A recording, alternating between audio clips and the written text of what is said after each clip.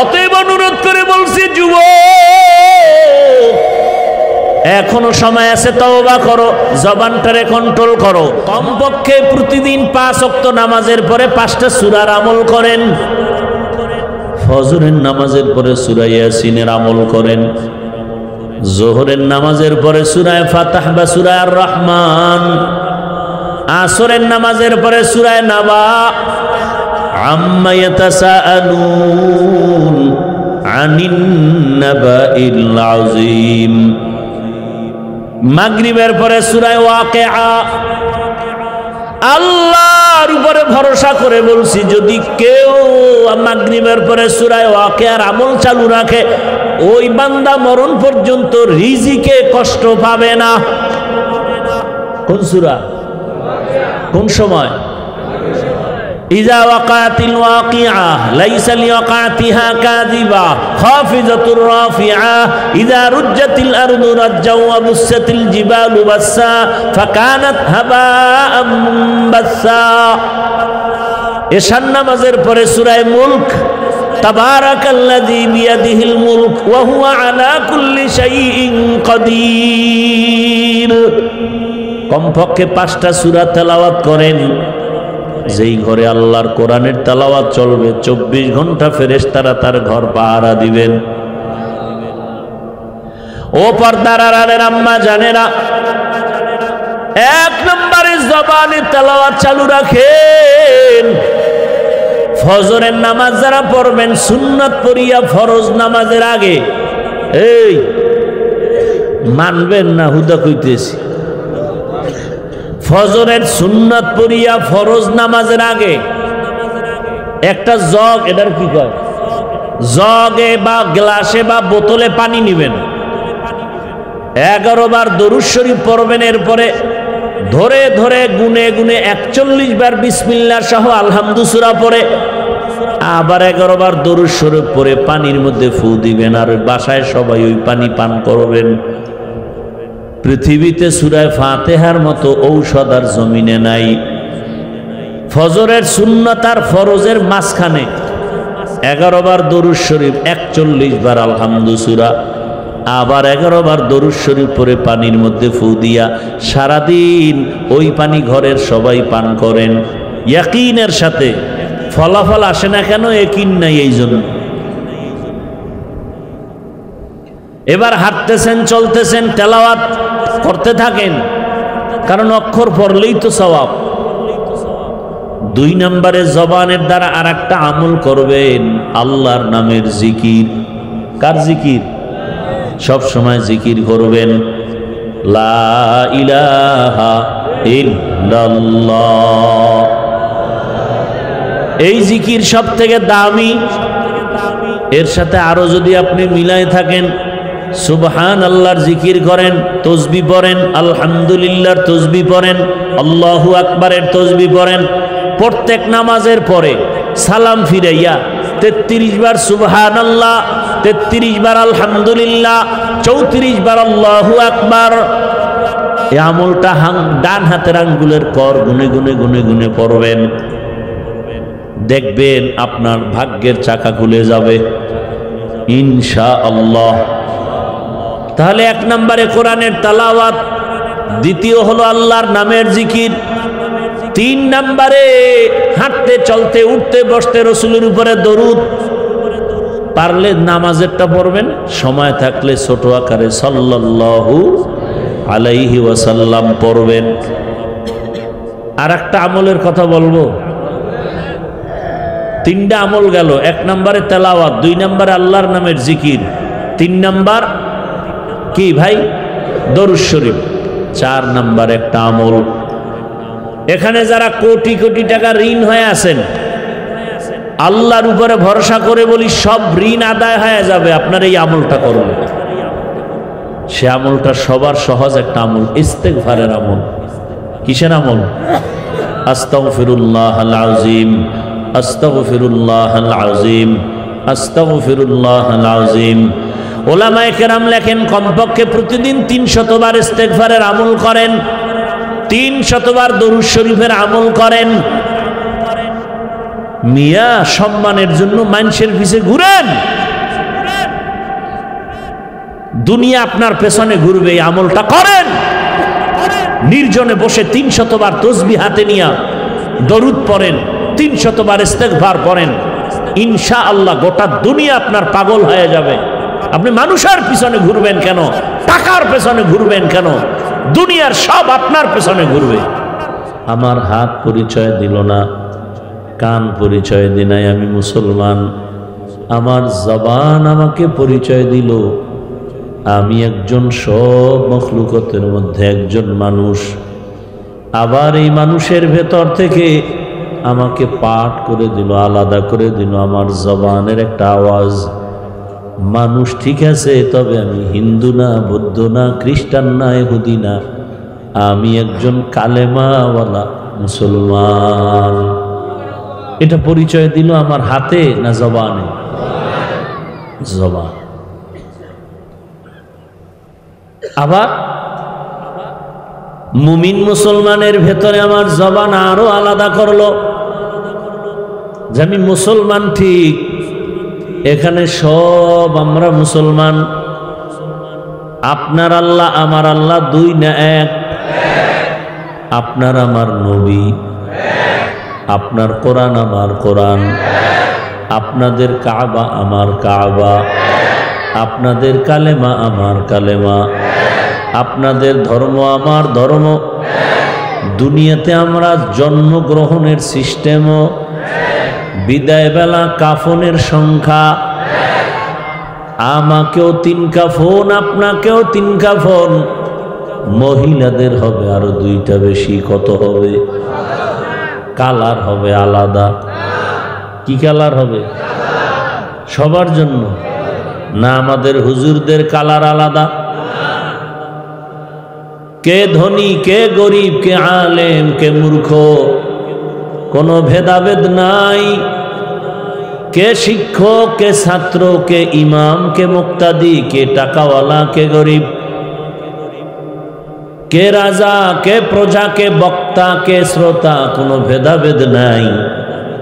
কাফনের মধ্যে ঢুকার পরে সব বাহাদুরি বন্ধ হয়ে যাবে।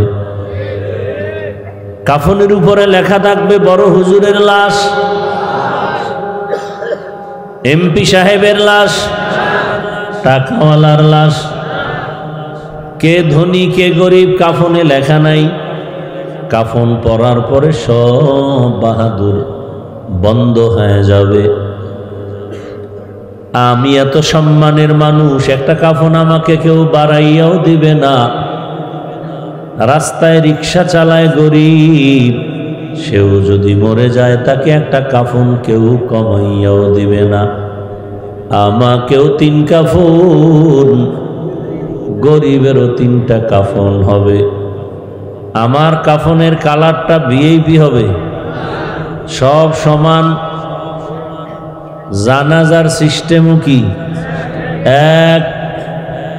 কবরে যে রাখবে কবরের সাইজও কিন্তু না, এলাকার কবর একটু বড়, কবরের সাইজও এক। কবরে রাখিয়া সবাই যখন চলে যাবে কবরের প্রশ্ন হবে কয়টা? কয়টা? তাও কি না আমারটা আলাদা? রবের পরিচয় দাও, ধর্মের পরিচয় দাও, রাহমাতুল লিল আলামিনের পরিচয় দাও। তুমি কোন নেতা, কোন ছাতা, তুমি কয় টাকার মালিক, কোন দল করো, তুমি কতটুকু লেখাপড়া করেছো, এই মাস্তানি চলবে না। সবার বেলায় 3 প্রশ্ন। রহমতের নবী বলতেন এই 3 প্রশ্নের জবাব যে দিতে পারবে তার কবর হবে রাউজাতুম মির রিয়াজিল জান্নাহ, আর যারা দিতে পারবে না তার কবর হবে হুফরাতুম মিন হুফারিন নার। এখন এই 3 প্রশ্নের জবাব কে দিতে পারবে? আমরা হুজুরেরা। কোনো গ্যারান্টি আছে? যদি আমগো হুজুরদের গ্যারান্টি থাকতো তাহলে জান্নাতের টিকিট হাতে পাওয়ার পরেও আবু বকর সিদ্দিক সারা জীবন কান্না করতেন না। জান্নাতের টিকিট হাতে পাওয়ার পর ঈদের দিন সবাই আনন্দ করে, আর ওমরে ফারুক দরজায় তালা লাগায় কান্না করেন।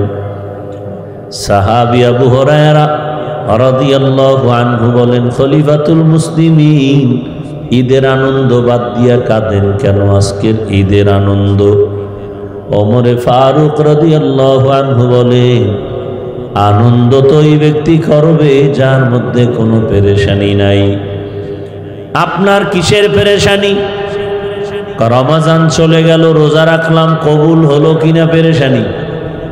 তারাবিহের নামাজ পড়লাম, কবুল হলো কিনা পেরেশান। জাহান্নামের আগুন থেকে নাজাত পেলাম কিনা পেরেশান। আবু হুরায়রা বলেন, খলিফাতুল মুসলিমিন আর 10 জন সাহাবা জমিনে জান্নাতের অগ্রিম সুসংবাদ পেয়েছেন, এর মধ্যে তো দ্বিতীয় আপনি, আপনার কেন এত পেরেশানি? ওমরে ফারুক বলেন, আমার মধ্যে ভয় যে আল্লাহ আমাকে জান্নাতের সুসংবাদ দিয়েছেন, আমার কোনো আমলে যদি আল্লাহ বেজার হয়ে যান, ওই জান্নাতের টিকিট আমার থেকে ক্যান্সেল হয়ে যেতে পারে। এর নাম তাকওয়া। এর নাম কি? হর কে দারত খৌফে হকদার দিল মাদাম, হর কে দারত খৌফে হকদার দিল মাদাম, জন্নতুল মাওয়া দেহদ ও রাম কাম জুজবা হক চি জে মখা আজ ইনসুজা ফজলে উ আমস্তে দর জুমলা জাহা।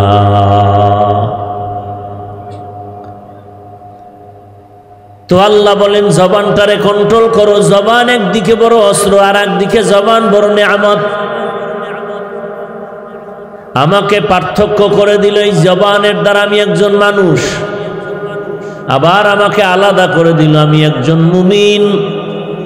ওখান থেকে আমাকে আলাদা করে দিয়েছে আমি এই মুমিনদের মধ্যে একজন আলেম। কি? আমি একজন আলেম। আলেম এই পরিচয়টা কি আমার হাতে দিছে? কিসের দ্বারা? জবান। আমি কেমন মানুষ, ভালো না খারাপ, আমার আখলাক কেমন, ব্যবহার কেমন, আমার জবান পরিচয় দেয়। এজন্য মানুষ, মুরব্বীরা প্রবাদ বলে, মানুষের মুখেই জয় মুখেই ক্ষয়। এই জবান বড় অস্ত্র। হাদিসে পাকে রহমতের নবী বলেন, প্রতিদিন সকালবেলা হাত, চোখ, কান, অন্তর, পা জবানের অত্যাচার থেকে পানাহ চায়। চোখ বলে, আল্লাহ জবানের অত্যাচার থেকে আমাকে পানাহ দাও। হাত বলে, জবানের অত্যাচার থেকে আমাকে পানাহ দাও। জবানের অত্যাচার কি বলে? জবান আগে অন্যায় করে, এরপরে আঘাতটাই সে চোখে লাগে। জবানের একটা কথার অপরাধের কারণে হাতের উপরে আঘাত আসে, জবানের অন্যায়ের কারণে পায়ের উপরে আঘাত আসে, জীবনের উপরে আঘাত আসে একটা জবানের কথার মাধ্যমে। জবানের একটা কথায় আমাকে মুমিন বানায় দিল, আবার এই জবানের একটা কথা মানুষ বেঈমান হয়ে যায়। বলে আমি আল্লাহকে মানি, নবী মানি, তবে কোরআনের সব আয়াত মানি না। ঈমান আছে? জিহ্বার এক কথা, ঈমান শেষ। জবানের একটা কথার দ্বারা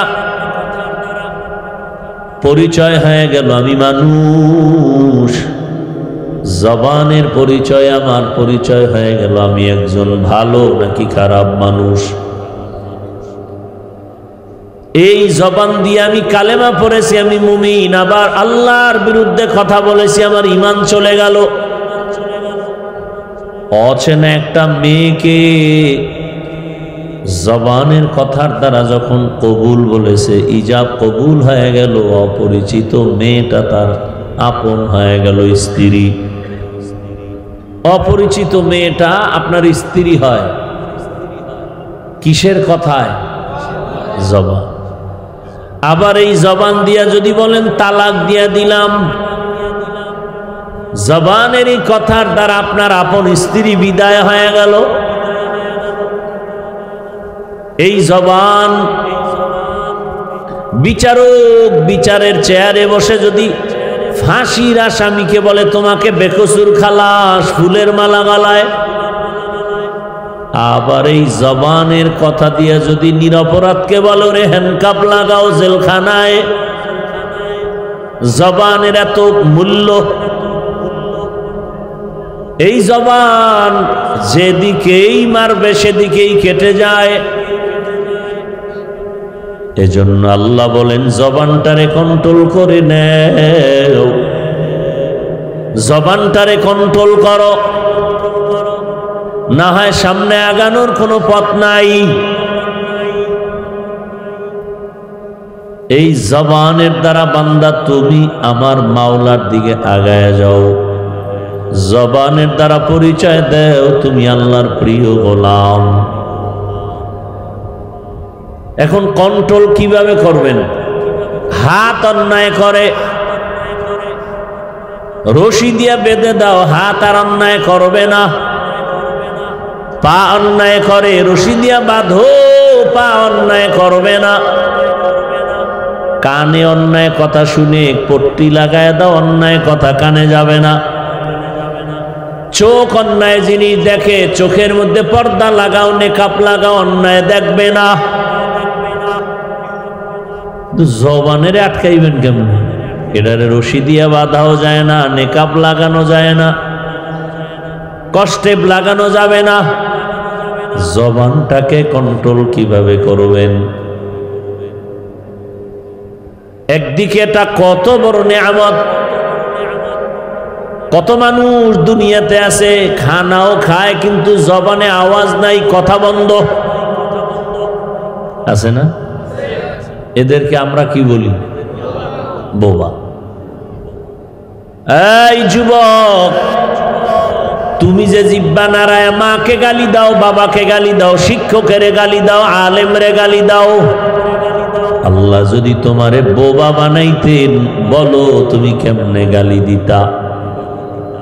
আবার অনেকের কথা চলতেছিল, হঠাৎ রোগে পড়িয়া জবান বন্ধ হয়ে গেছে, এমন হয় না? আল্লাহর বড় নিয়ামতে জবান।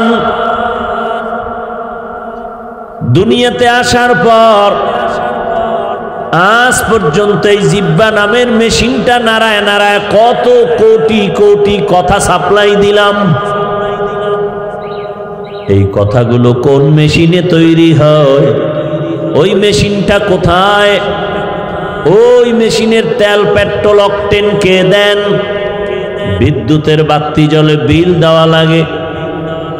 মাইকে কথা বলি, মাউথ আমার কথা টেনে মেশিন থেকে ইউনিট দিয়া হরেনের মাধ্যমে দূরে সরায় দিল।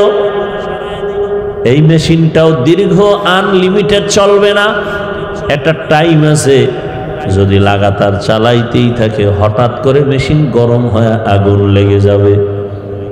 কিন্তু জিহ্বা নামের মেশিন 30, 40, 50, 70 বছর পর্যন্ত জিহ্বা নাড়ায় কথা বলি, একটা সেকেন্ডের জন্য কখনো জিহ্বা বন্ধ হয়ে যায় নাই।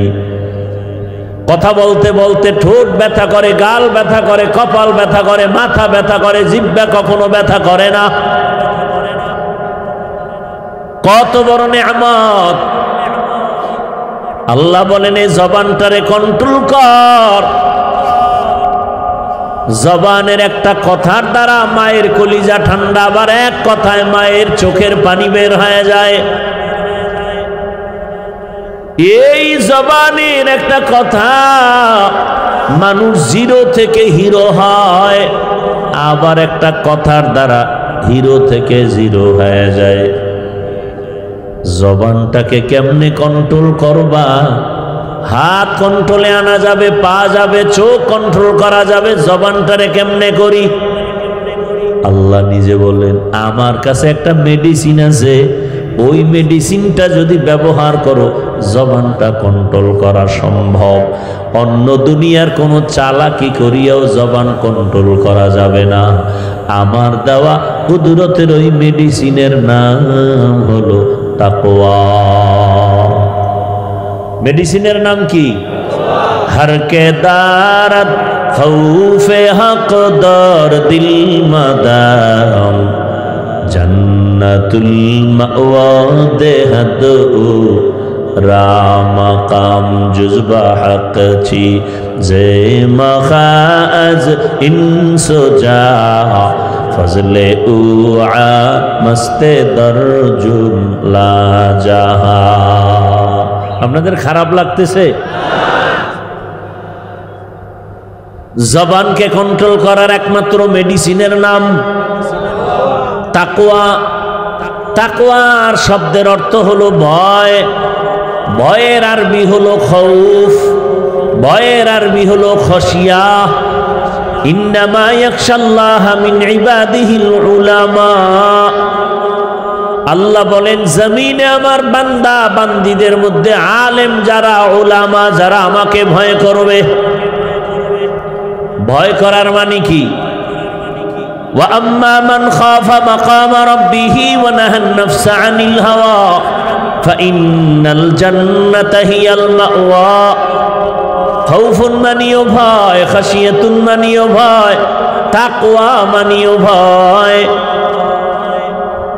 এখন আমি যদি আপনাদের প্রশ্ন করি, আপনারা এখানে কারা কারা আল্লাহকে ভয় করেন? যদি প্রশ্ন করি সবাই হাত উঠাবে নাকি উঠাবে না? সবাই হাত উঠাবে। কিছু চালাক পারলে পা উঠায় দিবে, বলবে আমরা 4 হাত পায়ে আল্লাহরে ভয় করি।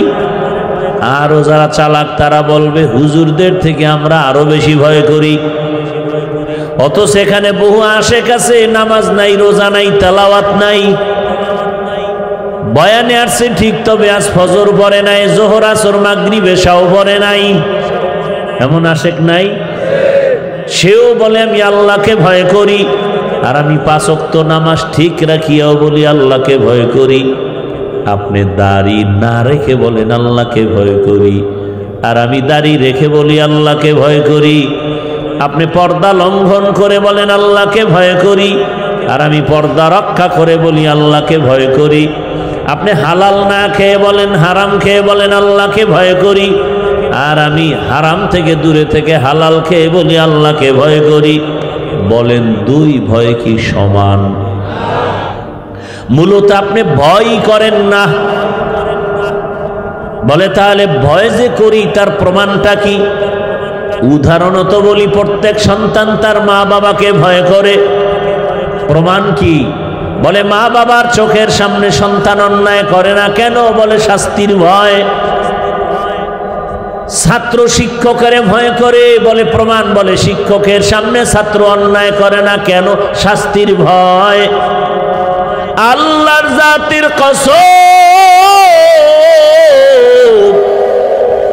এই জমিনে যদি কোনো বান্দা আমার আল্লাহকে আসলেই ভয় করেন, তাহলে গলায় ছুরি লাগাবে, দাড়ির মধ্যে অস্ত্র লাগাবে না।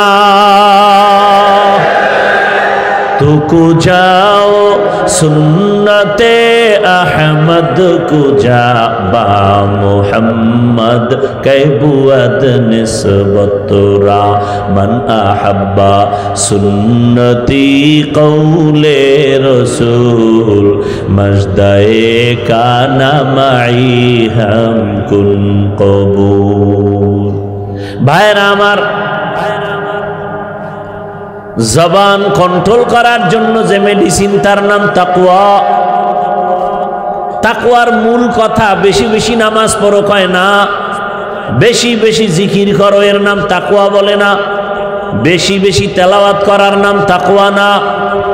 তাকওয়ার মূল কথা হলো আল ইহতিরাজ আনিল মাসিয়া, আল্লাহকে ভয় করে চলার নাম তাকওয়া। আল্লাহকে ভয় করার মূল বিষয় হলো গুনাহ থেকে নিজেকে বাঁচায় রাখো। তাহলে বেশি বেশি নেক আমল করার নাম তাকওয়া না, গুনাহ থেকে বেঁচে থাকার নাম তাকওয়া। বেশি বেশি নামাজ পড়ার নাম তাকওয়া। আমাদের সমাজে বহু নামাজি আছে, তাহাজ্জুদও পড়ি, ইশরাক আউয়াবিনও পড়ে, আবার হারাম পথেও চলে, মিথ্যাও বলে, গালিও দেয়, গীবত করে, সুদের টাকায় ব্যবসাও করে। আছে না নেই? এজন্য আমি মাঝে মাঝে বলি, ও পীর সাহেবের মুরিদ বাবা, ও তাবলিগওয়ালা বাবা, ও হাজি সাহেব, তোমার ইমানের পার্সেন্ট কত? বলে মাইয়া পোলা বিবাহ দেওয়ার সময় টের পাওয়া যায় কার ইমানের হালাত কেমন। আল্লাহ হেদায়াত দান করুন। আল্লাহকে ভয় করার নাম গুনাহ থেকে নিজেকে বাঁচায় রাখো। এজন্য আমি এভাবে বলি, ও যুবক, তিনটা কথা জীবনের আপন বানায় নাও। জীবনে নেক আমল করতে পারি বা না পারি, গুনাহ করব না। জীবনে কারো উপকার করতে পারি বা না পারি, কারো ক্ষতি করব না। জীবনে কারো প্রশংসা করতে পারি বা না পারি, কারো বদনাম করব না। এর নাম তাকওয়া। নেক আমল করতে পারি বা না পারি, গুনাহ করা যাবে। কারো উপকার করতে পারি বা না পারি, ক্ষতি করা। নবী বলেন, খায়রুন নাস মান ইয়ানফাউন নাস, জমিনের মধ্যে সবথেকে ভালো মানুষ ওই ব্যক্তি যার দ্বারা মানুষের উপকার হয়, ক্ষতি হয় না। হাতের দ্বারাও ক্ষতি হবে না, চোখের দ্বারাও ক্ষতি হবে না, জবানের কথার দ্বারাও ক্ষতি হবে না। আর আল্লাহর ভয় যখন অন্তরে আসবে, ওই মানুষটার দ্বারা গুনাহ কন্ট্রোল করা সম্ভব হবে। আজকে এত বয়ান চলে, বয়ান চলে, আরে বয়ান এক একটা স্টেজে 5 জন 10 জন বক্তার বয়ান, 1 ঘন্টা 1.5-2 ঘন্টা করে বয়ান, তাবলিগওয়ালাদের বয়ান, জুমার মসজিদে খতিব সাহেবদের বয়ান, পীর মাশায়েখের বয়ান। এরপরে আগের দিনের থেকে আরো আপডেট হয়ে গেছে মোবাইলের ভেতরে বয়ান। এত বয়ানের পরেও কেন মসজিদে ফজরে মুসল্লি নাই? জুমার দিন জায়গা নাই, মসজিদ কমিটি কয় বাড়াও, মসজিদ বড় করতে হবে, ছাদ বাড়াও, ছাদ দিতে হবে। এই জুমার টাইমে জায়গা নাই, রাস্তাঘাট সব ফুলফিল। এরা কোথার থেকে আসছে? এরা ফজরে কইছিল, এরা তো এলাকার না, এরা সব মায়ানমার থেকে আসছে। বুঝলাম কেমনে? বলে জুমার পরে নাই, সব আবার হেনে গেছি, আসরে নাই। এই লোকগুলো কি ফজরে বাসায় ছিল না? জুমায় আইসা ধাক্কা ধাক্কি, কে কার আগে যায় সামনে বসবে। 5 ওয়াক্ত নামাজিরা জায়গা পায় না, বেনামাজি সামনের জায়গা দখল করে বসছে। আছে না নাই? আর কিছু ভিআইপি সুদখোর ঘুষখোর আছে, এর জন্য রেজিস্ট্রি করা থাকে জায়গা, যে এরা যত লাস্টে আসবে এর জন্য ইমামের বরাবর থাকবে জায়গা। মানুষ সব জায়গা দিবে, ধাক্কায়া ভিতরে চলে যাবে। আছে না নাই? বিষয় কি? বলে আমরা তো মসজিদের বড় দায়িত্বশীল, মসজিদে কথা বলা নিষেধ, দুনিয়াবি। কমিটির লোকেরা কথা বলে, চিন্তা করে আমগো বাধা দেওয়ার ক্ষমতাতে জমিনে কোনো মায়ের সন্তানের নাই। ইমাম সাহেবের বয়ান শুনে কত মানুষ নামাজি হয়ে গেছে। কমিটির লোক নামাজ ঠিক মতো করে না কেন? এরা তো আর ইমামের বয়ান ঠিক মতো শুনে না। শুনে ইমাম বয়ান করে, এরা কানে মুখে কথা বলে, গল্প করে, আসেও তো শেষে, বয়ানও শুনতে আসে না। আসে এমন টাইমে যে খুতবা দিবে ভাব। যে বয়ান শুনতে আসে না কেন? কয় আমগো খতিব সাহেবের বয়ান আগুন, কঠিন বয়ান করে, এগুলো কলিজা গরম হয়ে যায়, বয়ান শুনলে সহ্য করা যায় না। আমাদের তাকওয়া অন্তরে এতটা দুর্বল, তো এত বয়ানের পরেও আমাদের আমলের খাতা শূন্য কেন? কিয়ামত পর্যন্ত বয়ান চলবে, উম্মতের পরিবর্তন হবে না যতক্ষণ পর্যন্ত আল্লাহর ভয় অন্তরে আসবে না। আর আল্লাহর ভয় অন্তরে ততক্ষণ আসবে না যতক্ষণ পর্যন্ত মুমিন একজন আল্লাহ ওয়ালার নেক নজর নিবে না। قال رسول الله صلى الله عليه وآله وسلم لكل شيء معدن ومعدن التقوى قلوب العارفين। ভালো ভালো জিনিস রাখার গোডাউন আছে, তাকওয়ার গোডাউন হলো আল্লাহর প্রিয় বান্দাদের কলব। আহলুল্লাহ যারা, তাদের কলবের ভেতরে তাকওয়া, তাদের নজর লাগাও, তাদের নজরের মধ্যে পাওয়ার আছে, পাওয়ার। قال رسول الله صلى الله عليه وآله وسلم اتقوا فراسة المؤمن فإنه ينظر بنور الله।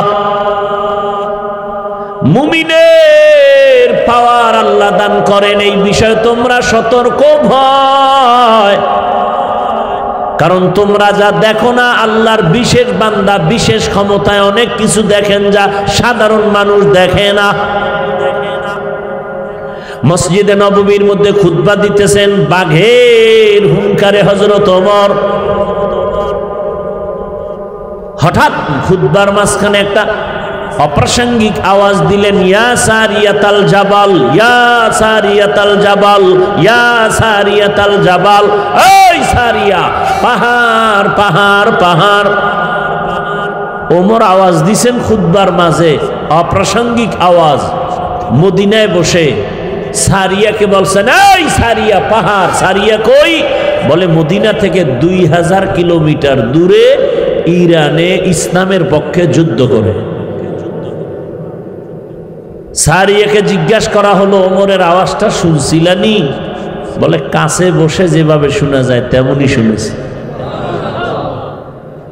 খাকো বাদো আবো আতিশ বন্দান বামানে তু মুর্দা বাহক জিন্দা। আল্লাহওয়ালাদের নজরের মধ্যে পাওয়ার আছে, আল্লাহওয়ালাদের কলবের মধ্যে পাওয়ার। হাদিসের ভাষায় পাওয়ারকে বলে ফেরাসাত, কোরআনের ভাষায় পাওয়ারকে বলে ফুরকান। ইয়া আইয়ুহাল্লাযীনা আমানু ইন তাত্তাকুল্লাহ ইয়াজআল লাকুম ফুরকানা। মুমিনের মধ্যে যারা তাকওয়ার উপরে প্রচেষ্টা চালাবেন, আল্লাহ তাদের স্পেশাল একটা পাওয়ার দান করেন। পাওয়ারের নাম ফুরকান। পাওয়ারের নাম কি? মা মানাল ফুরকান হুয়া নূরুম মিন ইলাহি। ফুরকান কি? বলে আল্লাহর থেকে দেওয়া একটা নূরের আলো। বলে সেটা দিয়া কি করে? বলে মা ফুররিকা বিহি বাইনাল হাক্কি ওয়াল বাতিল। আল্লাহর দেওয়া নূরের আলো দিয়া বান্দা নির্ণয় করে কোনটা হক কোনটা বাতিল। অন্ধকারের মধ্যে, বেদাতীদের মধ্যেও, শিরিকের মধ্যেও বান্দা ঈমানের আলো নিয়া, হকের ঝান্ডা নিয়ে দাঁড়ায় থাকে। সব ডানে বামে উল্টা পাল্টা করবে, কিন্তু ফুরকানের পাওয়ারওয়ালারা উল্টা পাল্টা করবে না। ক্বালা রাসূলুল্লাহ সাল্লাল্লাহু আলাইহি ওয়া আলিহি ওয়াসাল্লাম লাম তাজতামিআ উম্মতি আলা দালালাতি আবাদা। সব উম্মত গোমরা যদি হয়, পথভ্রষ্ট যদি হয়, ফুরকান নামের পাওয়ারওয়ালারা হকের ঝান্ডা নিয়ে থাকবে। দুনিয়ার সব একদিকে যাবে, ওই হকপন্থীরা ডান বামে যাবে না। একই সময় একই সময় দুনিয়ার সব উম্মত গোমরা হবে না, বেশিরভাগ গোমরা হলেও সংখ্যায় কম হলেও এক দল হকের ঝান্ডা নিয়ে দাঁড়ায় থাকবে। কারা তারা? ফোরকান নামের পাওয়ার যাদের আছে। কোরআনের ভাষায় পাওয়ারের নাম ফোরকান, হাদিসের ভাষায় পাওয়ারের নাম ফেরাসাত। উসমান রাদিয়াল্লাহু তাআলা আনহু মসজিদে বয়ান করতেছেন, বয়ানের শেষ দিকে একজন সাহাবী এসে ঢুকছেন, বসছেন, বয়ান শুনতেছেন। উসমান রাদিয়াল্লাহু আনহু নজর দিছেন ঠিক, কিন্তু অন্যদিকে তাকায় বয়ান করতে গিয়ে এক পর্যায়ে বলেন, এই আমাদের এই মজলিসের মধ্যে এমন একজন ব্যক্তি আছে যার চোখের মধ্যে জেনার আসর লাগানো। কিসের আসর? জেনার আসর দেখা যায় চোখের মধ্যে। এখন যে সাহাবী ঢুকছেন সে আসছে বাজার থেকে, তো বাজারে গিয়ে এক বেগানার নজর লাগছে। এখন সাহাবী আশ্চর্য হয়ে গেল, বাজারে এক বেগানার চোখে চোখে আমার চোখ পড়েছে, সেই খবর ওসমান জানলো কিভাবে? ওসমান তো বয়ান করতেছেন রাদিয়াল্লাহু আনহু। আপনাদের সমস্যা হয়? আমি কিন্তু এলোমেলো বয়ান করতে পারিনি, অভ্যাস নেই। আপনারা যদি শুনতে না চান, আমার কোনো দায়বদ্ধতা নেই যে আপনাকে ধাক্কায় বয়ান শোনাতে হবে, কারণ এটা এমন এক অবস্থা, আল্লাহ যাকে কবুল না করবেন তার কপালে এগুলো ঢুকবে না। এজন্য তো আমি বলি, এ সমস্ত ময়দানে এই যে মাটির মধ্যে বসা, খাওয়ানোর চিন্তা নাই, ঘুমের চিন্তা নাই, হ্যাঁ, আসছে নিজের টাকা দিয়া পায়ে হেঁটে বসার ভিআইপি কোনো ব্যবস্থা নাই, মাটির উপরে বসা, কেউ দাঁড়ানো, এতগুলো মানুষকে নিয়ন্ত্রণ করার জন্য কোনো পুলিশ বলেন না কেন, র্যাব আছে, প্রশাসন আছে।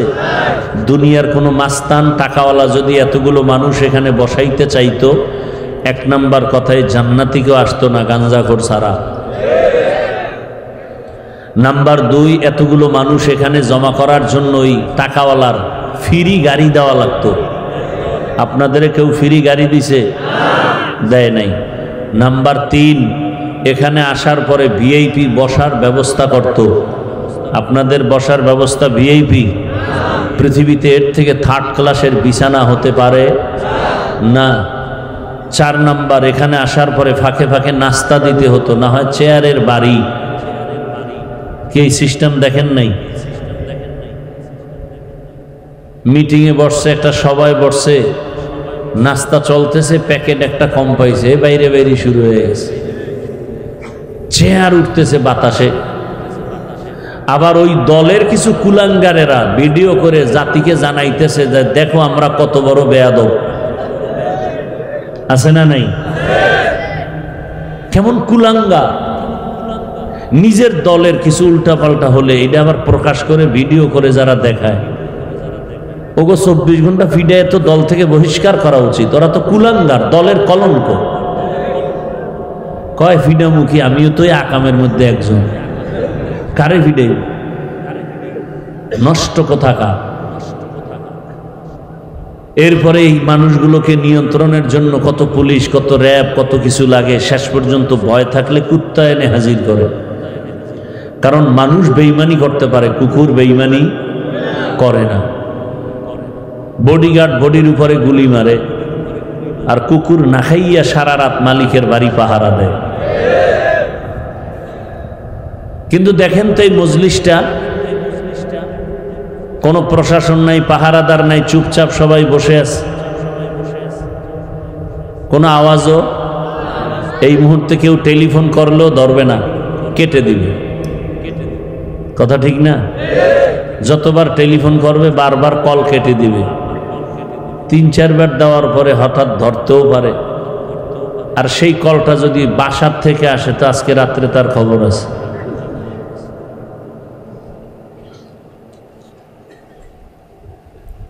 এবার আল্লাহ বিবেক দিছে মানুষকে, কোনো পশুকে দেন নাই। চিন্তা করেন তো, এতগুলো মানুষ চুপচাপ বসা, খানার পেরেশানি নাই, ঘুমের পেরেশানি নাই, চিল্লাচিল্লি নাই, প্রশাসন নাই নিয়ন্ত্রণের জন্য সুশৃঙ্খলভাবেই বসে আছেন, দাঁড়ানো আছেন, যে যেখানে আছেন। এটা কিভাবে সম্ভব? একমাত্র ইসলাম মানলেই সম্ভব। এজন্য আমি বলি যুবকদেরকে, সব জায়গায় বলতেছি, তোমরা 200 টাকা ব্যয় করে একটা ব্যানার বানাও,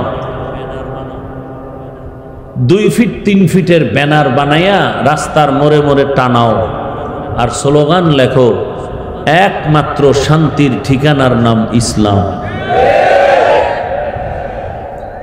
আল্লাহর জাতের কসম, এ জমিনে যতদিন পর্যন্ত ইসলাম কায়েম হবে না, ততদিন পর্যন্ত চাপাবাজদের আওয়াজ শুনবা, কপালে শান্তি দেখা যাবে না। আল্লাহ কোনো সন্দেহ করবা না, সন্দেহ করবা না বিদায় কসম করেছি, আল্লাহর জাতের কসম, ইসলাম ছাড়াই জমিনে কোনোদিন শান্তি আসবে না, শুধু চাপাবাজি চলবে, শান্তি কেউ দিতে পারবে না। শান্তির ঠিকানার নাম কি? ইসলাম। ইসলাম যতদিন পর্যন্ত কায়েম হবে না, ততদিন পর্যন্ত জমিনে শান্তি আসবে না। আপনারা স্বাধীন করছেন জুলাইয়ের স্বাধীন, দ্বিতীয়বারের মতো স্বাধীন, ভাবতেছেন খুব সফল স্বাধীন। আপনাদের এই স্বাধীনতা সফল হলে এখনো কেন স্ত্রী স্বামীর সামনে ধর্ষিতা হয়? এখন আর জবানে আওয়াজ নেই? স্বাধীন যদি সফল হয়ে থাকে, বাবার সামনে মেয়েকে ধর্ষণ করা হয় কেন বলো? স্বাধীন যদি সফল হয়ে থাকে, ব্যবসায়ী কেন নিরাপত্তা পায় না? কেন এখনো চান্দাবাজি আর ধান্দাবাজি চলে? কেন পানির মধ্যে লাশ দেখা যায়? কেন এখনো মানুষ নিরাপত্তাহীনতায় ভুগে? কেন আমার বোনেরা নিরাপত্তা পায় না? কেন শ্রমিকরা এখনো বেতনের জন্য রাস্তা আন্দোলন করবে? কেন কাদিয়ানীদেরকে অমুসলিম ঘোষণার জন্য আলেম ওলামা ময়দানে আসতে হবে? যারা সংসদে কাদিয়ানীদেরকে আইন পাশ করে, নেতারে গালি দিলে আইন পাশ হয়, রসুলকে গালি দিলে তার বিরুদ্ধে আইন পাশ হবে না, এই প্রতিশ্রুতি যারা দিতে পারে না, এদেরকে সংসদে পাঠানো যাবে না। যারা ওয়াদা দিবে মাথায় কোরআন লইয়া যে আমরা অবশ্যই আল্লাহ যদি আমাদের চেয়ারে বসান, অবশ্যই প্রথম কাজ কাদিয়ানীদেরকে অমুসলিম ঘোষণা করব। তাহলে স্বাধীন কি করলেন? স্বাধীনের পরে ওখানে আন্দোলন চলে, শিক্ষকরা আন্দোলন করে, গানের শিক্ষক দেওয়া হবে, হুজুরের আন্দোলন করার পরে থামছে। এখনো আন্দোলন হবে কেন? বোঝা গেল স্বাধীন সফল হয়নি। এজন্য আরেকবার স্বাধীন করতে হবে, প্রস্তুতি নিতে থাকো, এবং সেই স্বাধীন হবে চূড়ান্ত সফলতার স্বাধীন, আর সে স্বাধীন হবে একমাত্র ইসলামের স্বাধীন। অপেক্ষায় থাকো। আজকে কপাল আমাদের খারাপ। সাধারণ মানুষ কি বলে জানেন? গ্রাম এলাকার খেটে খাওয়া মানুষ বলে, হুজুর দুনিয়ায় সব কিছু দেখা শেষ, এবার আপনারা এক হয়ে আসেন, আপনাদের দেখতে চাই। কিন্তু আমাদের কপালে বদনজর লাগছে, হুজুরেরা এক হতে পারবে না। হুজুরেরা এক না হওয়ার উপরে ঐক্যমত হয়েছে যে এক হওয়া যাবে না, আর এর পিছনে বহু টাকা বিলানো হচ্ছে। বেঈমান ইসলামের দুশ্মনেরা চাইতেছে হুজুরেরা যেন এক না হয়। কেন? আজ যদি আমার দেশের শীর্ষ উলামায়ে কেরাম হাতে হাত রেখে ময়দানে একসাথে আসেন, আগামী মাস থেকে দেশ চালাবে উলামায়ে কেরাম। উলামায়ে কেরাম এক ময়দানে আসলে কোন মায়ের সন্তানের ক্ষমতা হবে না আলেমদের চোখের দিয়ে তাকিয়ে কথা বলবে। এজন্য সব বেঈমান নাস্তিক মুনাফিকেরা এক হয়ে গেছে। আলেমরে একসাথে করা যাবে না, তাতে পিছনে কোটি টাকা ঢালা লাগলে ঢালার ব্যবস্থা করো, হুজুরেরা যেন এক হতে না পারে। আমাদের কপাল খারাপ। আর আপনারাও এখানে বসে তাল দেন, কেউ আমারে ভালোবাসতে গিয়ে আরশে আজিমে উঠান, আর আমার বিপক্ষে আপনার মনের উল্টা হলে তারে জাহান্নামের তলদেশে নিয়ে যান ফেসবুকের দ্বারা। আপনিও কি আকাম কম করেননি যে আলেমরা এক না হওয়ার পেছনে আপনারও তো বহু আকাম চলে? আপনার মতোই বেয়াদবি করার দুঃসাহস আপনাকে কে দিয়েছে? আলেমের বিরুদ্ধে লেখা কে দিয়েছে আপনাকে? আর লেখার দ্বারা ক্ষতি আপনার হচ্ছে, আলেমের কি হচ্ছে?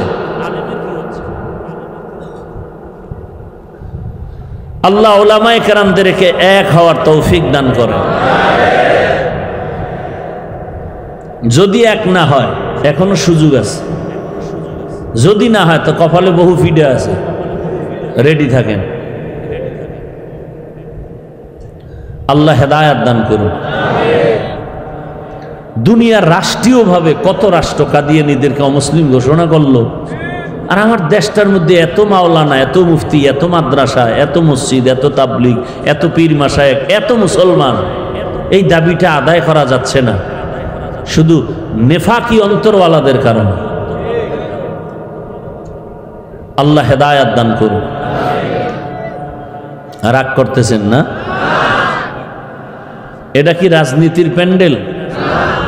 তো রাজনীতির নেতারা কেন বক্তব্য দেয়? ও, আপনার বেলায় কুরু কুরু, আমরা করলে মাকরু। হ্যাঁ, আমরা কোরআনের আইনে রাষ্ট্রের কথা বলবো। 20টা বছর মাদ্রাসায় ডাউলের পানি আটার রুটি খাইয়া জীবন শেষ করে পড়লাম কোরআন হাদিস, দিন রাত অল টাইম কোরআন হাদিস, কোরআন হাদিস, কোরআন হাদিস। কয়টা আয়াত আছে, কয়টা জের আছে, কয়টা জবর আছে, কয়টা নক্তা আছে, কয়টা অক্ষর আছে, কয়টা শব্দ আছে, কয়টা বাক্য আছে, নামাজের আয়াত আছে কয়টা, রোজার আয়াত আছে কয়টা, বিধানের আয়াত আছে কতগুলো, কোন আয়াতের দ্বারা কি ফতোয়া আসছে, কি মাসআলা আসছে, পড়তে পড়তে পড়তে পড়তে পড়তে জীবন শেষ। আর সুদখোরের মতো বেয়াদব আইসা যদি বলে বয়ানটা এমন করেন, ওর কানের পর্দাটা গরম করে দেওয়া উচিত। সমস্যাটা কোথায়? শিয়ালের হাতে মুরগি আমানত। কার কাছে? শিয়ালের কাছে মুরগি রাখলে কয়দিন আমানত থাকবে? 3 দিন। হ্যাঁ, শিয়ালের হাতে মুরগি রাখলে যা হয়, মাদ্রাসা মসজিদ আর ধর্মের চাবি সুদখোর, ঘুষখোর, ধর্ষক আর খুনিদের হাতে দিলে তাই হবে। আল্লাহ হেদায়াত দান করুন। এই কথাগুলো যদি আগামী জুমায় কোনো ইমাম সাহেব মসজিদে বলে, কমিটি বলবে 1 মাসের ছুটি। বাড়ি যাইতে না শুনবে পরের জুমা আর এক হুজুর পড়াইতেছে। সমস্যা কোথায়? শিয়ালের হাতে মুরগি। সমস্যা কোথায়? শিয়ালের হাতে মুরগি।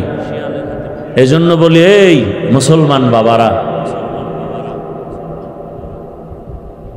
দোষ কি সব অন্যদের না আমাদেরও আছে? এই যে অপেক্ষায় আছে, গুনতেছে নির্বাচনটা কবে আসবে, আগের রাত্রে হাদিয়া খাইব পায়খানার নামে। এই যারা ভোটের আগে টাকা খাও, নির্লজ্জ বেহায়া, তুমি বাথরুমে ঢুইকা 10 গ্রাম পায়খানা খাইও, পরে উখিয়া বাজারে গিয়া হালাল সাবান কিনে কুলি কইরো, গন্ধ থাকবে না। আর এই হারাম খায়া যারা মরবে, জাহান্নামের আগুন ছাড়া কপাল ঠান্ডা হবে না। আল্লাহ হেদায়াত দান করুন। কি রাগ করতেছেন আপনারা? কি আমরা কি দুর্বল ইসলাম মানি নাকি? আমাদের কোরআনটা কি দুর্বল? আচ্ছা, এখানে অনেক শিক্ষিত যুবকদেরকে বলছি, বাবারা খেয়াল করেন তো, বাবার কথা কি সন্তান সব মানে? 2-1টার সাথে তর্ক করে না? তার মানে কি বাবারে কেউ গালি দিলে ও শুনবে?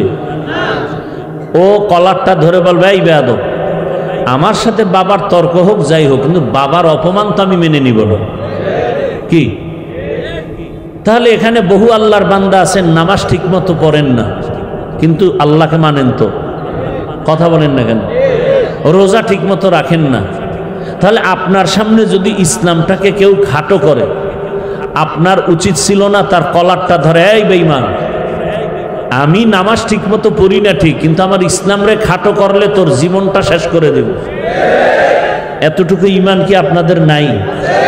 তা আপনার সামনে কেউ বলে ইসলামে এটা আছে ওটা নাই, আপনার তো বলা দরকার ছিল, আমার ইসলাম তো এরকম দুর্বল না, তোমার ঈমান দুর্বল, তোমার চরিত্র দুর্বল, আমার ইসলাম ঠিক আছে। দুনিয়াতে যত নীতি আছে এর মধ্যে সব থেকে শ্রেষ্ঠ নীতি ইসলামের নীতি।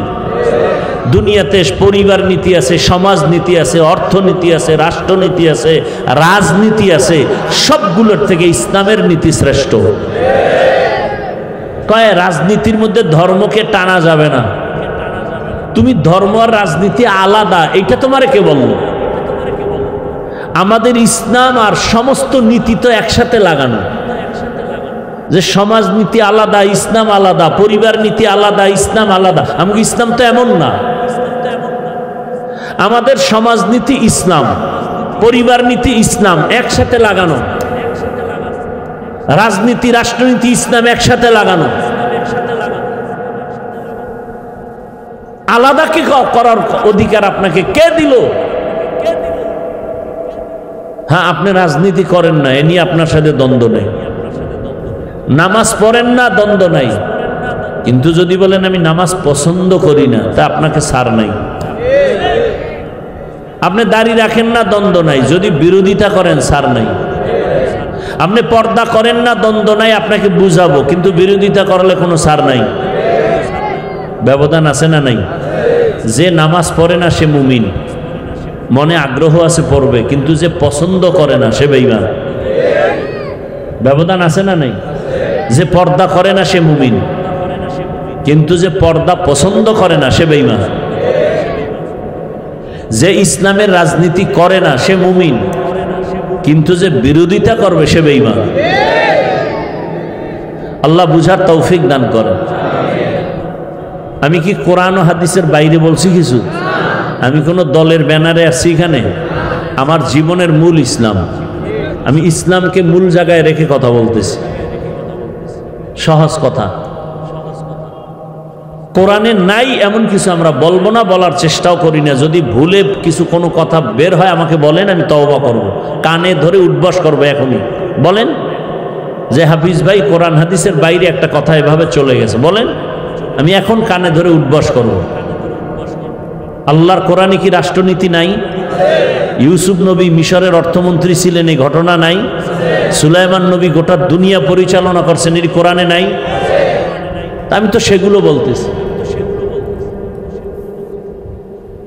সব কথার মূল ফলাফল কি? ইসলাম ছাড়া শান্তি আসবে? দেখেন ইসলাম কত মানুষের মধ্যে ভয় ঢুকিয়ে দিছে, ইসলাম বড় কঠিন। অথচ পৃথিবীতে সহজ ধর্ম ইসলাম, এর থেকে সহজ ধর্ম নেই।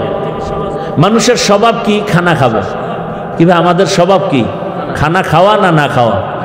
ইসলাম নিষেধ করছে খাইতে, বরং অজস্র খানা দিছেন হালাল। সীমিত খানার কিছু লাইন আছে যেটা হারাম। মানুষের স্বভাব কি? বিবাহ করা। ইসলামে কি হালাল না হারাম? হালাল। তাহলে আপনার স্বভাব মানুষের ঘুম। ইসলামে ঘুমের অনুমতি আছে না নাই? হ্যাঁ, তবে সীমাবদ্ধতা আছে। যে তুমি ঘুমাবা নামাজ বাদ দিয়া না, সীমাবদ্ধতা আছে। খানা খাবা, খাও, ইসলামে হালাল করেছে। তাহলে ইসলাম আপনার বিরুদ্ধে কি করেছে বলেন? ইসলাম তো এত সহজ। দুইজনে দেখা হলেই কি দিতে হবে? সালাম। মানে কি? সালাম মানে কি? আমি বললাম আসসালামু আলাইকুম, তোমার উপরে শান্তি বর্ষণ হোক। সে আমাকে কি বলবে? অর্থ তোমার উপরেও শান্তি বর্ষণ হোক। দুই দিক থেকে শান্তির দোয়া চলতেছে, অশান্তি হবে কেন?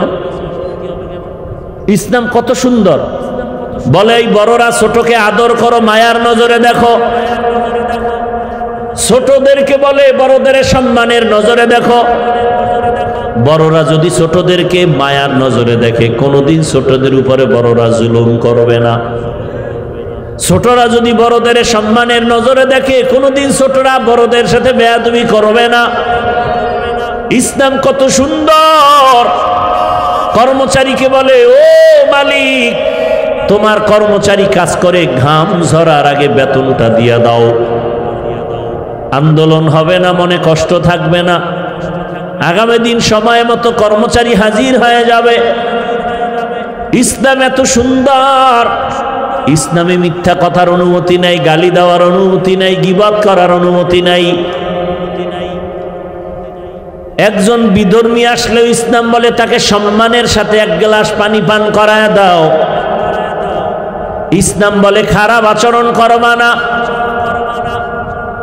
ইসলামের মতো সুন্দর ধর্ম নাই, বুঝি না, এজন্যই উল্টা পাল্টা। আপনি পানি পান করবেন, গেলাসে পানি নিলেন, পানি পান করবেন, বা একটা বোতল নিলেন, বাম হাতে এক টান দিলেন, আধা লিটার নাই। ইসলাম বলে না, ডান হাতে নাও, 3 বারে পানি পান করো, পিপাসাও নিবারণ হবে, সুন্নত আদায় হবে। আপনারা জুতা পরবেন না যাওয়ার সময়? আমিও জুতা পরব। আপনি তো জুতা পরে দৌড় দিবেন, ডান বাম নাই। ইসলাম বলে না, জুতা পরার সময় একটু খেয়াল করলেই হয়ে যাবে, ডান জুতায় ডান পাও আগে ঢুকাও,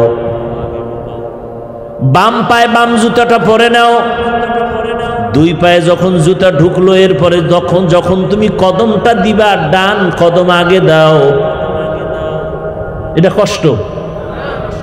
আপনি বাথরুমে যাবেন, আমিও যাব, ইসলাম বলে বাম পা দিয়া ঢুকো, আর আপনার তো ডান বাম নাই, নিম্ন চাপ শুরু হয়ে গেছে, এমন জোরে দৌড় দিছে, গিয়া ঠাস করে ফিরা মাথা ভাইটে গেছে। ও ডান ভাও নাই, বাম ভাও, দোনো ভাও দিয়া লাভ দিছে। বাম পা দিয়া বাথরুমে ঢুকেন, খালি মাথায় ঢুকবেন না, খালি পায়ে যাবেন না, সুন্নাত আদায় হয়ে গেল। তাহলে ইসলাম কঠিন কোথায়? খানা খাইতে বসবেন, ইসলাম বলে দোনো হাতের কবজাটা ধুইয়া খাইতে বসো, পরিষ্কার পরিচ্ছন্ন। পবিত্র একটা কাপড় বিছায় নাও নিচে, খানা পড়ে গেলে উঠায় খাবা। ইসলাম বলে তোমার খানার যে জুটা কাটা থাকে তা পানিতে ফেলবা না, কারণ তোমার মুখের জুটাটাও পাক। এটা নিরাপদ জায়গায় ফেলো, জিনেরা খাবে, কুকুর খাবে, বিড়ালে খাবে। তোমার মুখের জুটাও পাক, আর আপনারা কাটা জুটা পানির মধ্যে ফেলে দেন। ওটা না ফেললেই তো একটা সুন্নাত আদায় হয়ে গেল। আল্লাহ হেদায়েত দান করুন। ইসলামটাকে কঠিন কে বলছে? শীতের দিনে মসজিদে নামাজে যাবেন, আরামই লাগে বাহিরের থেকে। গরমের দিনে মসজিদে যাবেন, এসি লাগানো আছে, বাহির থেকে সেখানে শান্তি, ধুলাবালু নাই। 5 বার ওযু বানাবেন, শরীরটা ফ্রেশ, তাজা তাজা লাগবে। আর যারা নামাজ পড়ে না, প্রস্রাব করে পানি লয় না, পাশে দাঁড়ানো যায় না, টানে বিড়ি খায়, গাঞ্জা, এদের চেহারাটাও ভাল্লুক, চুলগুলো উল্লুকের মতো, পোশাকের গন্ধ।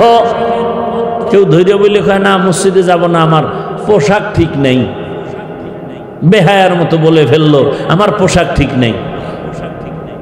তো একজন হুজুরে ধৈর্যই ফেলাইছে, ঠিক না থাকলে এ লইয়ে নামাজ পড়া হবে। কারণ আমার শরীর ঠিক নেই। কয় শরীর যেরম আছে এরমই হইব।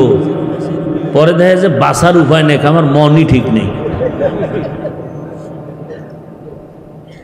আল্লাহ হেদায়েত দান করুন। জবানটাকে কন্ট্রোল করো। জবানকে কন্ট্রোল করার একমাত্র মেডিসিনের নাম তাকওয়া। ওই তাকওয়ার মেডিসিন দিয়া জবানটাকে কন্ট্রোল করো। তাকওয়ার মূল স্লোগান হলো বেশি বেশি আমল করা, না গুনাহ থেকে বাঁচা, গুনাহ থেকে বাঁচা। এরে আমার যুবক বাবা, ও পর্দার আড়ালের মা, ভালো করে বুঝেন। রাষ্ট্র ক্ষমতায় আছেন হযরত আবু বকর। বলবো না কষ্ট হইতেছে? রাষ্ট্র পরিচালনা করেন কে বলেন? আবু বকর সিদ্দিক রাদিয়াল্লাহু আনহু। একদিন বিবি সাহেবা বলেন, আমার একটু মিষ্টি খাইতে মনে চায়। কি খাইতে? রাষ্ট্র চালায় কে? আবু বকর। স্ত্রী আবদার করছে, এখানে আর কোনো কথা চলে না, থাকলে দাঁড় করে দেবে। কিন্তু তাকওয়ার বয়ান শুনেন। আবু বকর বলতেছেন, বিবি মাফ করে দাও, তোমাকে মিষ্টি খাওয়ানোর মতো টাকা আমার কাছে নাই। এ পর্দার আড়ালের আম্মা জানেরা, ও যুবক বাবারা, ও বৃদ্ধ বাবাজি, তাকওয়া কাকে বলে? বিবি চুপ হয়ে গেলেন। কয়েক মাস পর আর একদিন আবু বকরকে বলেন, বিবি ও স্বামী আমার, খলিফাতুল মুসলিমিন, ওইবার আপনি বলছিলেন টাকা নাই, মিষ্টি খাওয়াতে পারবেন না। আজকে আমি টাকা দিলাম, এই টাকা দিয়ে মিষ্টি এনে দেন। আবু বকর কয় টাকা কই পেয়েছো? বিবি বলে আপনি যে বেতন আইনা জমা দেন, সংসার চালাইতে গিয়া আমি এই কয় টাকা আমি আলাদা জমা রাখছি। কথা বুঝেননি? দেখেন আবু বকর রাদিয়াল্লাহু আনহুর কথাটা কত ওজনওয়ালা। আবু বকর বলেন বিবি বুঝা গেল তাহলে আমার বেতনের মধ্য থেকে এই কয় টাকা কম হলেও সংসার চলে কাহা, তাহলে আগামী মাস থেকে আমি এই টাকা কমাইয়া বেতন নিব। हर के दारत खौफे हकदार दिल मदम जन्नतुल मअवादे हद राम काम जुज़बा हक छी जे मखाज इंसुजा फजले उ आमस्ते दर जुमला जहां जिंदगी में बंदगी तू करना है, जिंदगी में बंदगी तू करना है, जिंदगी बे बंदगी शर्मिंदा है, जिंदगी बे बंदगी शर्मिंदा है।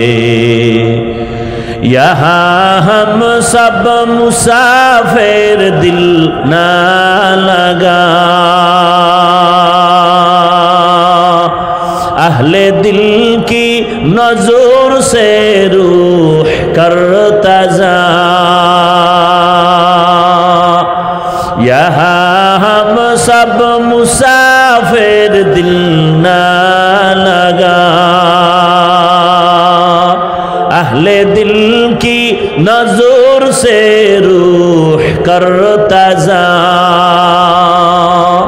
शाह दौलत सब फकीर गर नेक नहीं, शाह दौलत सब फकीर गर नेक नहीं, जिंदगी में बंदगी तू करना है,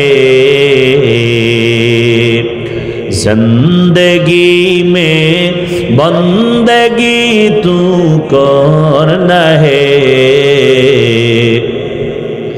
जिंदगी में बंदगी शर्मिंदा है, जिंदगी में बंदगी शर्मिंदा है, जिंदगी में बंदगी कुन बंदगी, बंदगी बे जिंदगी शर्मिंदगी।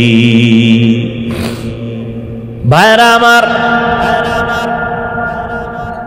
স্ত্রী টাকা দেওয়ার পরে আবু বকর জিজ্ঞাসা করলেন কোথায় পেয়েছো এই টাকা?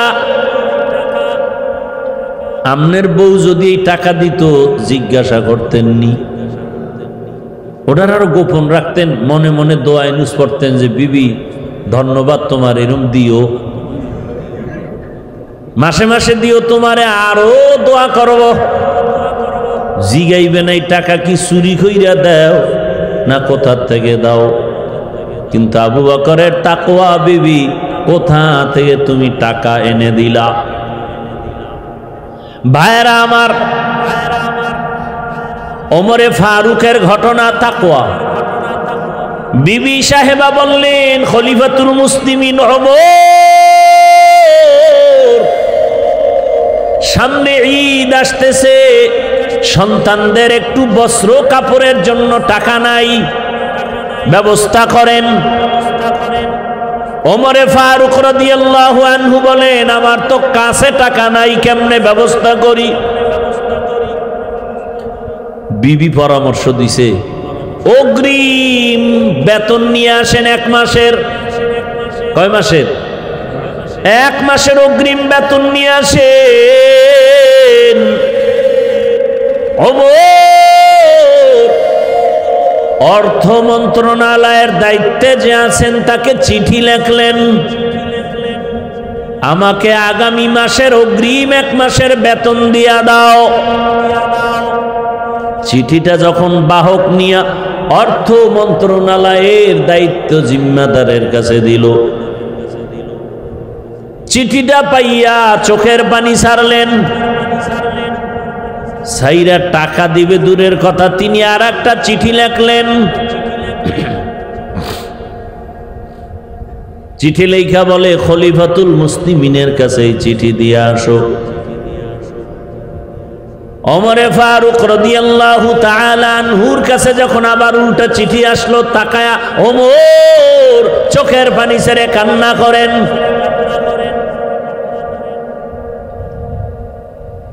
জিজ্ঞেস করা হলো, ওমর আপনি কেন কাঁদেন?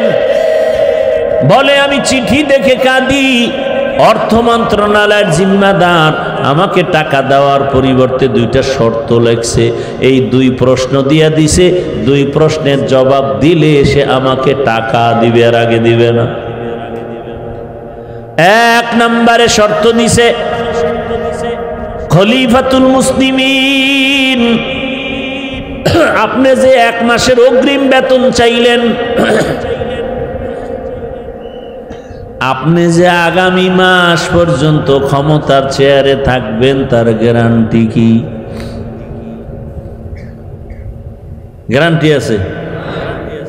যদি এমন হয়ে যায় যে আপনার চেয়ার জোহরের নামাজের আগে ছেড়ে চলে যেতে হবে, হতে পারে না? পারে না? ওমরে ফারুক আপনি যে আগামী মাস ক্ষমতার চেয়ারে থাকবেন, কি গ্যারান্টি বলেন? 2 নম্বর প্রশ্ন, খলিফাতুল মুসলিমিন আপনি বেঁচে থাকবেন, হায়াত আর কয়দিন বাকি আছে তাও বলেন। ওমর চোখের পানি ছেড়ে কাঁদলেন, আমার চেয়ারে বসে থাকার গ্যারান্টিও নাই, হায়াতের গ্যারান্টি নাই। এর নাম তাকওয়া, এর নাম ইনসাফ। আর এখন তো গরিব বড়লোকের আছে আরো চায়, গরিবের নাই তাও মেরে খায়। আল্লাহর ভয় যতদিন আসবে না ততদিন পর্যন্ত জমিনে শান্তি আসবে না রে বাবা। এজন্য আল্লাহ বলেন, জবানটারে কন্ট্রোল করো, তাকওয়ার মেডিসিন লাগাইয়া। তাকওয়া কোথায় পাবা? আল্লাহর ওলি যারা, তাকওয়াওয়ালা যারা, তাদের নজর লাগাও, কারণ তাদের নজরের মধ্যে পাওয়ার আর পাওয়ার। সাধারণ দেখবেন গুনাহগার, বেআমলওয়ালা, আপনাদের এদিকে দেখবেন কদু চিনেননি? কদু গাছের মাঝে মাঝে দেখবেন অনেক জায়গায় দেখছি জুতা টানায়। জুতা দেখছেন কোনোদিন? কারণ কি? জুতা টানাইলে কদুগুলো অনেক বড় হবে, ফ্রেশ হবে। জানা থাকলে বলেন তো, জুতা টানানোর মাকসাদ কি? নজর যেন না লাগে। কার নজর? হিসাবের। কার নজর? এলাকার বড় গাঞ্জাখোর, বেআমলওয়ালা, ওর নজরে কত এক। ও নারিকেল গাছের দিকে তাকায়, কায় সর্বনাশ, এত নারিকেল। পরের বছর নারিকেল নাই, নারিকেলও নাই, গাছও নাই। গাভীর মধ্যে দুধ হয় 20 কেজি, টাইনা নিয়ে যায় একদিন দিয়া কপালার দিকে, এত দুধ হয়। 1 মাস পরে দেয় 1.5 কেজিও নাই। একটা গাঞ্জাখোর বেআমলওয়ালার চোখের মধ্যে যদি এত রিয়াকশন আর পাওয়ার, আল্লাহর যেই বান্দা সারা রাত জিকির করে, তেলাওয়াত করে, গুনাহ করে না, তাকওয়ার উপরে চলে, তাহাজ্জুদ পড়ে, ওই বান্দার নজরের মধ্যে কেন পাওয়ার হবে না? ওই আল্লাহর ওলির নজরে কেন পাওয়ার হবে না? এরে আমার আল্লাহর গোলাম, জবানটারে কন্ট্রোল করিও। বলে তো, কন্ট্রোল করার জন্য আমার দৃষ্টিকোণ থেকে কয়েকটা থিওরি আপনাদের দিয়া বয়ান শেষ করব। কয়েকটা গুনাহ ছাড়েন আর নেক আমল চালু করেন জবানে। যদি জিহ্বাটারে ব্যস্ত রাখতে পারেন তাহলে গুনাহ কম হবে। এক নাম্বার জবানে কয়েকটা গুনাহ থেকে বাঁচার নিয়ত করেন। এক নম্বরে জবানের দ্বারা মিথ্যা বলবো না। কি বলবো না? মিথ্যা কথা বলবো না, কারণ মিথ্যা মানুষকে ধ্বংস করে মরার আগেই। বিস্তারিত আলোচনা করব না। দুই, জবানের দ্বারা কোনো গালি দিব না। গালি দেওয়া হালাল না হারাম? খবরদার, জবানের দ্বারা গালি দিবেন না। ছেলেরেও না, মেয়েকেও না, স্ত্রীকেও না, আপনজন কাউকে না, বাইরেরটা তো না। ওই 3 নাম্বার, জবানের দ্বারা কারো গীবত করবেন না। এই 3টা গুনাহ ছাইরা আবার 3টা নেক চালু করেন, দেখবেন জিহ্বা ব্যস্ত হয়ে গেলে গুনাহ কম হবে। 3টা গুনাহ ছাইরা এবার নেকও চালু করতে হবে। 1 নম্বরে জবানে কোরআনের তেলাওয়াত। কি ভাই, সোজা জবাব দিবে তো পারি না। আচ্ছা, আমার দ্বারা জবাব দিলেন পারি না, বাস না। আল্লাহর কাছে পারি না বলে তো নাজাত পাবেন না। শিখলি না কেন? এবার আমি আপনাকে একটু বুঝাবার জন্য বলি, আপনি কি আলহামদু সূরা পারেন না? কুল হু আল্লাহ সূরা পারেন না? ইন্না আতাইনা পারেন না? তাহলে এগুলো পড়েন। দৈনিক 41 বার ইন্না আতাইনা সূরা পড়েন। আগে 11 বার দরুদ, পরে 11 বার দরুদ। প্রথমে 5 বার দরুদ পরে 50 বার কুল হু আল্লাহ সূরাটা পড়বেন, আবার 5 বার দরুদ পড়েন। তবে আমলের একটা তরিকা হলো সব সময় চালু রাখতে হবে। আজ করবেন, কাল করবেন না, বরকত হবে না। যেমন ঔষধ, আপনি যদি ডোজ পুরা না করেন কাজ হবে না। আজকে খাইলেন, কালকে না খাই পরশু খাইলেন, হবে না। লাগাতার। এরপরে মা বোনদেরকে সহ বলে দেই, কমপক্ষে প্রতিদিন 5 ওয়াক্ত নামাজের পরে 5টা সূরার আমল করেন। ফজরের নামাজের পরে সূরা ইয়াসিনের আমল করেন। যোহরের নামাজের পরে সূরা ফাতিহা বা সূরা আর রহমান। আসরের নামাজের পরে সূরা নাবা। আম্মা ইয়াতাসাআলুন আনিন নাবাইল আযীম। মাগরিবের পরে সূরা ওয়াকিআ। আল্লাহর উপরে ভরসা করে বলছি, যদি কেউ মাগরিবের পরে সূরা ওয়াকিআর আমল চালু রাখে, ওই বান্দা মরণ পর্যন্ত রিজিকে কষ্ট পাবে না। কোন সূরা? কোন সময়? ইযা ওয়াকাতিল ওয়াকিআ লাইসা লিওয়াকাতিহা কাযিবা খাফিজাতুর রাফিআ ইযা রুজ্জাতিল আরদু রাজ্জা ওয়া বুসাতিল জিবালু বাসসা ফাকানাত হাবাআম মুনবাসসা। এশার নামাজের পরে সূরা মুলক। তাবারাকাল্লাযী বিয়াদিহিল মুলক ওয়া হুয়া আলা কুল্লি শাইইন কাদির। কমপক্ষে 5টা সূরা তেলাওয়াত করেন। যেই ঘরে আল্লাহর কোরআনের তেলাওয়াত চলবে 24 ঘন্টা ফেরেশতারা তার ঘর পাহারা দিবেন। ও পর্দার আড়ালের আম্মা জানেরা, 1 নম্বরে জবানে তেলাওয়াত চালু রাখেন। ফজরের নামাজ যারা পড়বেন সুন্নাত পড়িয়া ফরজ নামাজের আগে, এই মানবেন না হুদা কইতেছি, ফজরের সুন্নাত পড়িয়া ফরজ নামাজের আগে একটা জগ, এটার কি কয়, জগে বা গ্লাসে বা বোতলে পানি নেবেন।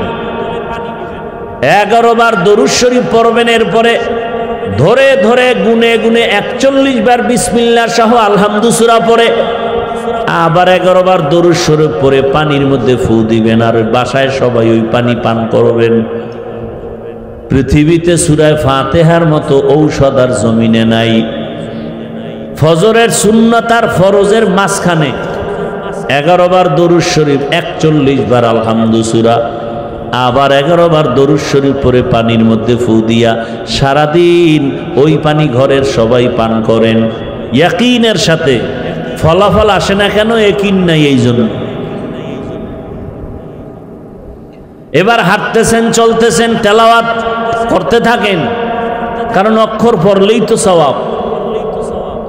2 নম্বরে জবানের দ্বারা আর একটা আমল করবেন, আল্লাহর নামের জিকির। কার জিকির? সব সময় জিকির করবেন লা ইলাহা ইল্লাল্লাহ। এই জিকির সব থেকে দামি। এর সাথে আরো যদি আপনি মিলাই থাকেন, সুবহান আল্লাহর জিকির করেন, তসবি পড়েন, আলহামদুলিল্লাহর তসবি পড়েন, আল্লাহু আকবারের তসবি পড়েন, প্রত্যেক নামাজের পরে সালাম ফিরাইয়া 33 বার সুবহান আল্লাহ, 33 বার আলহামদুলিল্লাহ, 34 বার আল্লাহু আকবার। এই আমলটা ডান হাতের আঙ্গুলের কর গুনে গুনে গুনে গুনে পড়বেন। দেখবেন আপনার ভাগ্যের চাকা খুলে যাবে ইনশাআল্লাহ। তাহলে 1 নম্বরে কোরআনের তেলাওয়াত, দ্বিতীয় হলো আল্লাহর নামের জিকির, 3 নম্বরে হাঁটতে চলতে উঠতে বসতে রসুলের উপরে দরুদ। পারলে নামাজেরটা পড়বেন, সময় থাকলে ছোট আকারে সাল্লাল্লাহু আলাইহি ওয়াসাল্লাম পড়বেন। আর একটা আমলের কথা বলবো, 3টা আমল গেল। 1 নম্বরে তেলাওয়াত, 2 নম্বরে আল্লাহর নামের জিকির, 3 নম্বর কি ভাই? দরুদ শরীফ। 4 নম্বর একটা আমল, এখানে যারা কোটি কোটি টাকা ঋণ হয়ে আছেন, আল্লাহর উপরে ভরসা করে বলি সব ঋণ আদায় হয়ে যাবে আপনার এই আমলটা করবেন। সে আমলটা সবার সহজ একটা আমল, ইস্তেগফারের আমল। কিসের আমল? আস্তাগফিরুল্লাহাল আযীম, আস্তাগফিরুল্লাহাল আযীম, আস্তাগফিরুল্লাহাল আযীম। ওলামায়ে কেরাম লেখেন কমপক্ষে প্রতিদিন 300 বার ইস্তেগফারের আমল করেন, 300 বার দরুদ শরীফের আমল করেন। মিয়া সম্মানের জন্য মানুষের পিছে ঘুরেন, দুনিয়া আপনার পেছনে ঘুরবে। এই আমলটা করেন, নির্জনে বসে 300 বার তসবিহ হাতে নিয়া দরুদ পড়েন, 300 বার ইস্তেগফার পড়েন, ইনশাআল্লাহ গোটা দুনিয়া আপনার পাগল হয়ে যাবে। আপনি মানুষের পিছনে ঘুরবেন কেন? টাকার পেছনে ঘুরবেন কেন? দুনিয়ার সব আপনার পেছনে ঘুরবে। আপনি ইয়াকিনের সাথে পড়েন যে আমার মৃত্যু হয়ে গেল, হুশ থাকতে আমি আমল ছাড়ব না। 300 বার দরুদ, 300 বার ইস্তেগফার, আমলটা প্রতিদিন চালু রাখেন, ওযু সহকারে পড়েন। দেখেন আপনার সম্মানের দরজা কি পরিমাণ বাড়ে। আপনি করবেন না, সেই ইয়াকিন নাই তো হবে কিভাবে? জবান হেফাজতের জন্য 3টা গুনাহ ছাড়ার কথা বললাম। 1, মিথ্যা বলা যাবে না, 2, গালি দেওয়া যাবে না, 3, গীবত করা যাবে না। উল্টা 3-4টা আমল চালু রাখবেন, গুনাহ কম হবে। 1 নম্বরে আল্লাহর কোরআনের তেলাওয়াত, 2 আল্লাহর নামের জিকির, 3 নম্বরে 300 বার দরুদের আমল, 4 নম্বর 300 বার ইস্তেগফারের আমল। ও আমার যুবক, সম্মান দেওয়ার মালিক আল্লাহ, সে আল্লাহকে আপন বানায় চলো। কোনো সার্টিফিকেট লাগবে না, কিচ্ছু লাগবে না। গোবরের ভেতরে পদ্ম ফুল ফুটায় দিবেন কে? আমার আল্লাহ দিবে। যুবক বাবা, তুমি ডাক্তার হলেও সম্মান, ইঞ্জিনিয়ার হলেও সম্মান, প্রফেসর হলেও সম্মান, ওসি হলেও সম্মান, ডিসিএসপি হলেও সম্মান, যদি তুমি আমার আল্লাহর হুকুম মতো নবীর আদর্শ মেনে চলো। কি ডাক্তার হলে সম্মান নাই? ডাক্তার জাকির নায়েকের এত সুনাম কেন? সে হোমিওপ্যাথিক ডাক্তার। কে জানতো তার বাবাকে, কে তার মা, কে তারে পালন করলো, কই তার বাড়ি, কি তার ডিগ্রি? আজকে সারা দুনিয়ার মানুষ তার মহাব্বতে বিভোর হয়ে আছে। একজন মাত্র ডাক্তার, হোমিওপ্যাথিক ডাক্তার, এত সুনাম। আর আমগো বাংলাদেশের এক ডাক্তার জুতার বাড়ি খেয়ে পালাইছে, মরার পরও লাশটায় জমিনে আসবে নিশ্চয়তা নাই। তাসলিমা নাসরিন। কারণটা কি? মা বাবার সাথে বেয়াদবি করলে মরার আগে ধ্বংস, শিক্ষকের সাথে বেয়াদবি করলে মরণের আগেই ধ্বংস শুরু, আলেম ওলামার সাথে বেয়াদবি করলে মরার আগে ধ্বংস। অতএব অনুরোধ করে বলছি, যুবক এখনো সময় আছে, তওবা করো, জবানটারে কন্ট্রোল করো, মনে মনে আমার আল্লাহকে বলো। তোমার মতো যুবক এখনো তোমার চোখের সামনে জেনারেল লাইনে আছে, জীবনে মাদ্রাসায় যায় নাই, আলিফ বা তা পড়ে নাই, এমন জেনারেল লাইনের যুবকেরা স্কুলে পড়ে, কলেজে পড়ে, চাকরি করে, ব্যবসা করে, 5 ওয়াক্ত নামাজও পড়ে, আছে না নাই? তুমি কেন পারো না রে বাবা? তোমার মতো যুবক রাস্তায় গাড়ি চালায়, নামাজ বাদ দেয় না, বলো তুমি কেন পারো না? তোমার কপালে কি মা বাবার বরদোয়া লাগলো নি? তোমার মতো যুবক র্যাব, আর্মি, পুলিশ, বিডিআরের চাকরি করে, নামাজ পড়ে, বলো তুমি কেন পারবা না? তোমার মতো বান্দা জেনারেল লাইনে ব্যবসা করে, নামাজ পড়ে, চাকরি করে, নামাজ পড়ে, তুমি কেন পারবা না? তোমার কপাল বুঝি খারাপ হয়ে গেল? এখনো সময় আছে, তওবা করো। পর্দার আড়ালের মা বোনেরা, আপনার মতো কত মা, কত বোন এখনো আছে, পর্দা করে, নামাজ ছাড়ে না, মোবাইলে সময় নষ্ট করে না, স্বামীর মাল খেয়ানত করে না। ও আম্মা জানেরা, আপনারা কি পারেন না স্বামীর মাল হেফাজত করবেন, মোবাইল থেকে দূরে থাকবেন, 5 ওয়াক্ত নামাজ পড়বেন, পর্দা রক্ষা করবেন, সন্তানটাকে আদর্শবান ডাক্তার, ইঞ্জিনিয়ার বানাবেন, সন্তানের জীবনটাও ধন্য, আপনার জীবনটাও ধন্য হয়ে যাবে। এখনো সময় আছে, তওবা করেন, মনে মনে আল্লাহকে বলেন, ও দয়ার মালিক, জীবনে তো গুনাহ কম করি নাই, শয়তানের ধোকায় পড়িয়া মনের আশা পূরণ করতে গিয়া কত নামাজ ছাড়লাম, দাড়ি কাটলাম, বেপরদায় চললাম, পার্কে পার্কে ঘুরলাম, মোবাইলে গুনাহ করলাম, আজকে থেকে তওবা করে নিলাম। ও আল্লাহ, আর নামাজ ছাড়বো না, দাড়ি কাটবো না, বেপরদায় চলবো না, মা বাবার দোয়া নিয়া, শিক্ষকের দোয়া নিয়া, ওলামায়ে কেরামের পরামর্শ নিয়া, নবীজির আদর্শ মেনে চলবো। তওবা করার মতো যদি অন্তর তৈরি হয়, মুনাফিকি যদি অন্তরে না থাকে, খাঁটি তওবার নিয়ত যাদের আছে, দুটো হাত আমার আল্লাহকে দেখায় দেই। আয় আল্লাহ, হাতগুলো কবুল করে নেন, তওবা কবুল করে নেন, তওবার উপরে মজবুত হইয়া চলার মতো তৌফিক দান করেন, আমিন।